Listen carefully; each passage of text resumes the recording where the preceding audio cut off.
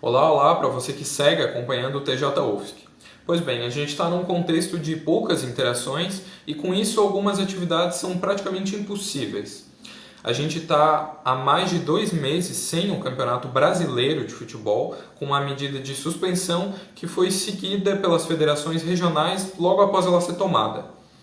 Ainda há muita discussão sobre o tema, porém você confere agora como que fica esse possível retorno aos gramados.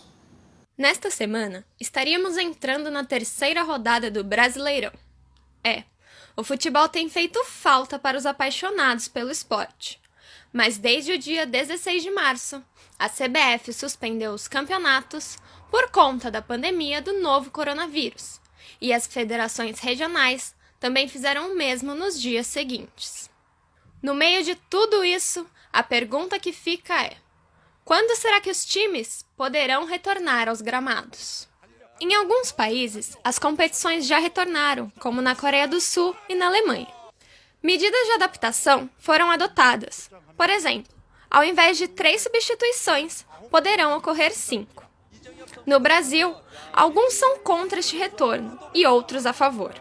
O presidente Jair Bolsonaro afirmou que é difícil um atleta morrer de Covid-19 e é a favor do retorno do futebol, mas sofre resistência por parte de alguns atletas e dirigentes. Os atletas, eles são pessoas, né? Então, eles podem ter outras doenças, podem ter hipertensão, podem ter diabetes, podem ter asma, e tudo isso aumenta a chance deles fazerem uma infecção e uma infecção mais grave. Então, a gente tem que estar bem atento. A gente tem tratado os atletas da mesma forma que o resto da população, com exatamente os mesmos cuidados, exatamente a mesma atenção em relação a algum sinal de gravidade. Então, eles vão desenvolver uma doença muito semelhante ao resto da população. Eles não parecem ter uma grande vantagem. Em Santa Catarina, essa história se tornou uma novela. O campeonato catarinense está parado desde o dia 15 de março e ainda não tem data de retorno e conclusão. A maioria dos times de Santa Catarina se demonstram a favor do retorno das atividades. A Federação Catarinense de Futebol apresentou um protocolo sanitário no dia 16 de abril para a volta dos treinos e campeonatos no estado, que foi elaborado pelo Dr. Luiz Fernando Funchal, chefe médico do Avaí, e pelo infectologista Dr. Walter Rotolo da Costa Araújo. Esse protocolo ele visa várias medidas, né? Sem torcida, testes para todos os envolvidos ali, inclusive para familiares, né? Por exemplo, os jogadores já viriam vestidos de casa, não teriam vestiários, não teria aquela aglomeração, seria um futebol um pouco diferente. O cálculo é mais ou menos de 3 a 4 mil testes, né? Para testar toda a cadeia, não só os jogadores, né, e preparador físico, funcionário dos clubes, além de distribuição de álcool gel, máscaras, não teríamos torcida, a imprensa o mínimo possível, né, de pessoal, a arbitragem também, enxugar o máximo possível. Porém, no dia 28 de abril, o governo estadual decidiu manter o veto de suspensão do campeonato e das atividades futebolísticas no estado.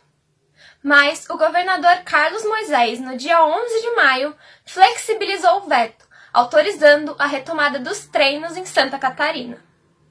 Em contrapartida, em Florianópolis, o prefeito Jean Loureiro não autorizou o retorno dos treinos de futebol.